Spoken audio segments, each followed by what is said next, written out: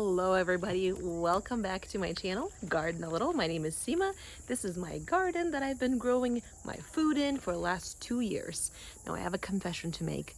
This last year has been a difficult one, but this is what I say always on my channel, and hopefully you get this vibe too, is that just plant. Just plant. It'll all work out. Today what I want to do is walk around, show you what's going on, and talk about what I do for my fertilization. Let's get into it. Let's just get started here with our first bed. Here in this bed right now, the main focus is sweet potatoes. And I have sweet potato vines going everywhere, which is exactly what you want. Look how long this guy is. Now what I really want is for it to root. The rooting will happen wherever it touches the ground, usually here by the node, where the leaf separates from the main stem. Now, I don't know if I'll have enough time for the potatoes to actually form, but this is my first time growing sweet potatoes and I'm so excited that it's actually working. I'm already feeling little nodes, so it looks like the roots will be forming. And this is what I'm talking about right here. There's that node between the stem and the leaf. That little pokey thing, that will be the root that will take root and hopefully form a sweet potato. So I'm gonna lay this vine down. Hopefully it will start taking root all along this big stem. Now I have another vine going over there. And where it all started from is right over here. Look at this rotten potato. There it is. It's completely gone. And it gave life to a couple of runners. The one that I clipped and one that I did not clip, which is this one here. Also in this bed I have some brassicas. As you can see, they are not alive. This was purple cauliflower. What I wanted to do is to leave it to go to seed, but looks like it has been completely decimated. Not a single flower has been left for me. Now it's still green and it's still growing. I don't know if I want to leave it or give this to my ladies over there. You tell me in the comments, is that going to do anything at all for me? Should I wait? Is there a possibility of a side shoot like broccoli sometimes forms? I don't know. Another thing that I have growing in this bed, again decimated, is kale. But kale looks like it's pulling through. You can kind of see this greenery right in the middle. Everything else is eaten very nicely. Now, this kale is giving some seeds, which is super exciting. For example, some of them are drying out, which is exactly what you want. And look at this. So it comes apart. And look, it has little black things in there. That's the seeds. That is so exciting. And this kale, this particular bush, has been here for, this is the 2nd year. And look, now I have seeds. From one kale seed, I can get thousands of more kale seeds, which is amazing. So they'll just be living here. Also in this bed, I have lettuces. And as you can see, they are also going to seed. So these things will form flowers and eventually seeds. So I am super excited about this as well. Very, very exciting because, like I said, if you have the 1st generation seed and it produces, the theory is that it will yield much greater. Now, also on this side, I have my Brussels sprouts. If you know, I am just a failure at Brussels sprouts. This is because of bugs that eat my whole entire plant, but also because of heat and just not stable weather. Now, I do have some tiny heads forming. I don't think that will give me much, but again, what I'm gonna try to do is just literally save seeds and go from there. Moving on to the bed right next to my disaster of a bed is this popcorn corn bed. Now, I do have some good looking fruits forming. They're generally smaller.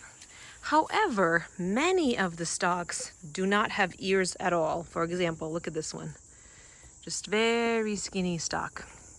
Now I gotta say, I did not know how good the cornflower smells. It smells like honey. It smells amazing.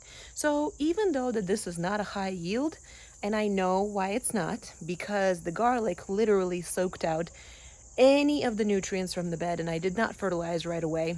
So the corn just is malnourished. That's why it's happening. But even so, I am enjoying the smell that it's bringing to my garden, and honestly, the bees love it.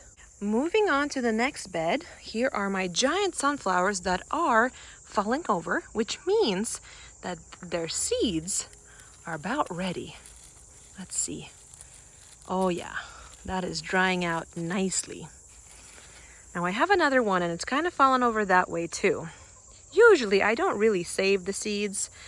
I just kind of give it to my chickens and they enjoy that fiber and those nutrients. So I think I'm gonna do the same thing. Right now though, the bees are absolutely ecstatic over it, so I'm letting them have it. If we move on closer, again, I have a couple of bushes of kale. It has also been decimated, but it's holding on a little bit better than my other kale bushes. Now I have a currant here that took off really nicely, very nicely. And then I believe this is a raspberry. I don't know if it's red or black, but it's a raspberry. And then also in this bed, if you remember, I have quinoa. Now, quinoa is something that's super interesting and I love to eat it. I just don't know when to harvest it. I have different stages of quinoa. I think this is dried up. Yeah, it literally just fell off. It's pretty dried up. Now, is this what I harvest? I don't know. I need to really do more research because it almost feels like I'm wasting the fruit. Maybe I am not harvesting fast enough. However, if that's the case, it will drop seeds, if this is viable seeds, to the ground and I'll grow more. So eventually I'll figure it out, right? Now also in this bed I have growing a cantaloupe and it looks like it's actually taken off pretty nicely. I don't believe we'll have enough time to actually form and ripen a cantaloupe, but it's good to know that it's growing well. I also have purple basil in this plant. Look at this gorgeous plant. The bees love this plant. Right now, most of the flowers already dried up and are just forming seeds, which is another thing that I do like. I have not had a success of reseeding basil thus far, so hopefully this year is the year. I really try to not harvest a ton from this basil because I want those seeds. Moving on to the next bed with my lima beans here. It looks like I'm having some good fruit forming. Now again, never grew this before, so I am not sure when to start harvesting this. But they look like they are filling out pretty nicely. I got some yellowish ones. I don't want to wait too long, but I don't know when to harvest them. So if you've grown these, please let me know. I also have kohlrabi growing here. I had a few people correcting me last time. This is kohlrabi, not rutabaga. So again, because this is the only viable one, I am letting this go to seed. Hopefully it has enough time to form seed and give me some viable things so I can plant them next year or even this fall so I can have a second harvest. Now also on this bed, if you remember, I had this radish and it is doing amazing because look, the pods are finally forming. Last time I had maybe one pod. This time I have a few, which is super exciting. Also on the side of trellis, I have these cucumbers, and I think these are my favorite cucumbers. I have been growing cucumbers for 4 years on this property now. These ones are hands down the best of growing. Now, they have a difficult time of starting to grow, but once they take off, they do pretty well. And the best part is, they do not get bitter. Now on this other side of trellis, I have my spaghetti squash that's growing. Unfortunately, the squash bugs have found it and just went at it with a force. I tried to fight it and it just did not help. I do have a good fruit forming Now, I did see this hole that they ate in it. Oh no, many holes. Dang it, did not see that. And you can see these are squash bugs. Now I have many babies roaming around, and that is after me trying to squish the bugs, trying to do whatever I can. I got a couple of other fruits, but this one's fallen off. This one's no good. And then I have one more over here, so maybe, hopefully, I get to harvest at least one spaghetti squash. Now I also have these gorgeous zinnias. Hands down my favorite flower ever. Look at them. They are just gorgeous. They get visitors such as hummingbirds, bees, bumblebees, all kinds of fertilizers and hummers over here, and I just absolutely love it. Look at that. Amazing. And look at these striations. Gorgeous.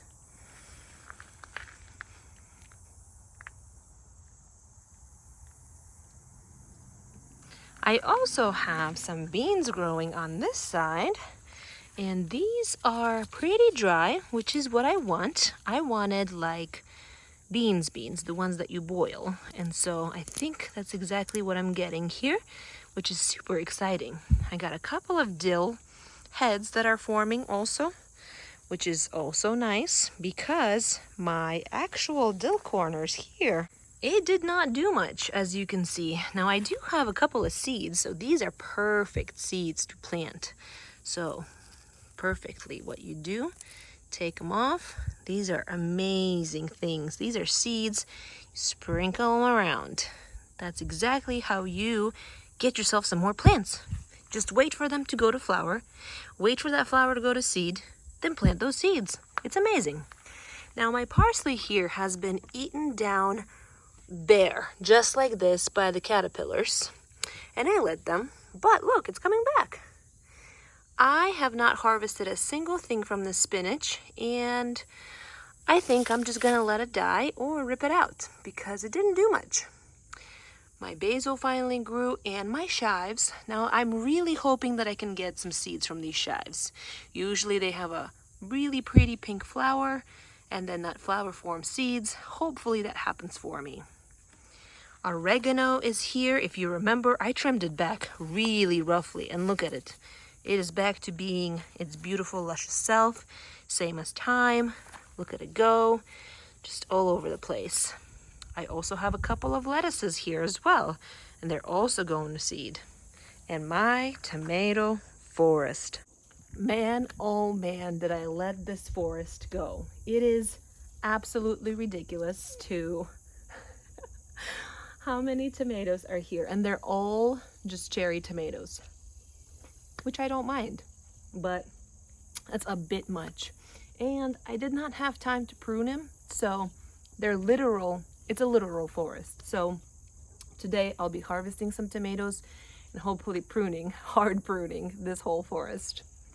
My other forest is this corn forest. It has been amazing. Let me tell you, nothing is better than fresh off the cob sweet corn. You just bite into it. You don't have to boil it. You don't have to salt it.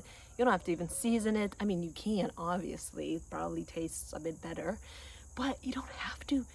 And it's just so delicious. Now, I do have a few of those fungusy corns. Let me show you. This right here. Now, apparently this is a delicacy. That's great. It's not a delicacy for me. Not gonna eat that. I tried it actually last year. It tasted like nothing. I believe you're supposed to cook it. Now, if you cook it, I can see where it can taste a little better.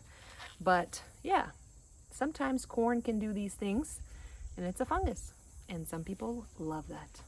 Also in this bed, I had this radish that I was waiting to go to seed, and look at that. It's forming a ton of pods. I am ecstatic about that. These blue flowers attract so many bees, so I am really happy about that too. And do you remember that random melon that was growing here? Well, look at that. It's forming some nice fruit along its way. Nothing that's mature yet. Here in this bed, we have a few peppers. Now, my banana peppers have really outdone themselves.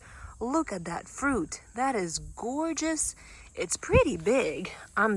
This is pretty huge. I have been eating most of that in just salads. Now this is my sweet banana pepper started from seed. This is bought from the store. You can definitely tell a difference. I mean, look at that. That's not even comparison. This guy is just literally starting to flower, while these guys have been putting off fruit non-stop. So there is definitely something that I am learning. Peppers started from seed not always do their best. However, I did have some awesome years prior to this. Now I do have these Thai peppers that have been started from seed, and look at them. They are doing amazing, and look, they're forming some good looking fruit and a whole bunch of flowers. Here is my other tomato bed. Now this is an intentional tomato forest.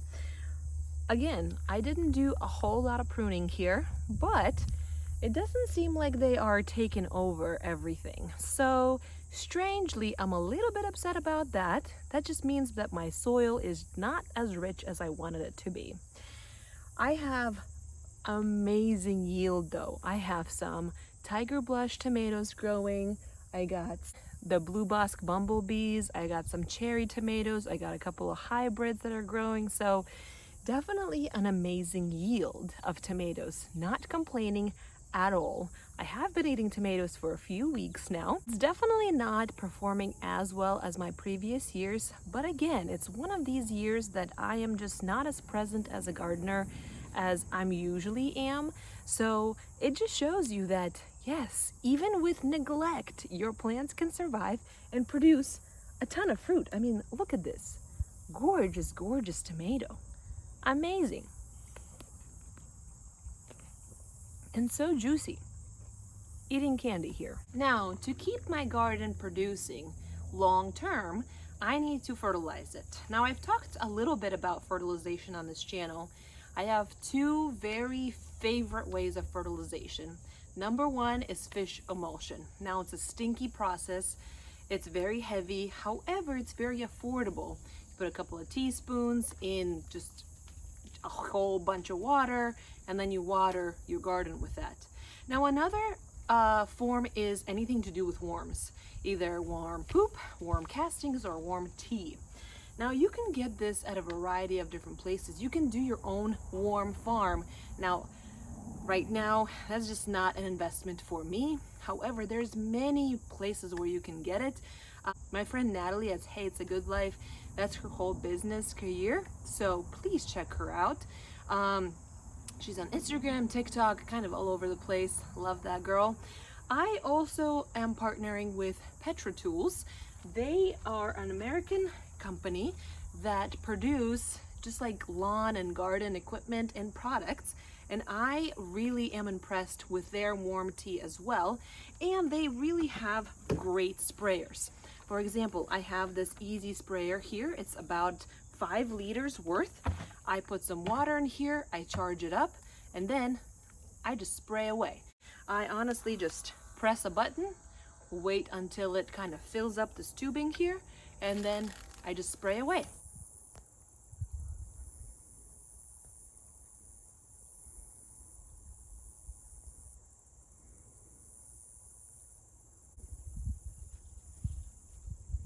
I was just filming and I saw this beautiful butterfly and it was just landing on my zinnias and I had to have a shot. So now that you've seen my garden, hopefully I've encouraged you to go garden a little.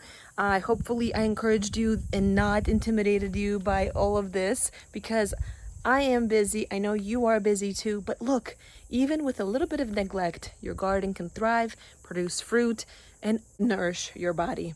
Now I do have a how-to garden guide. It's linked down below. I have 2 books so far that I've written. I have outlined for 10 more, so stay tuned and I'll see you guys next time.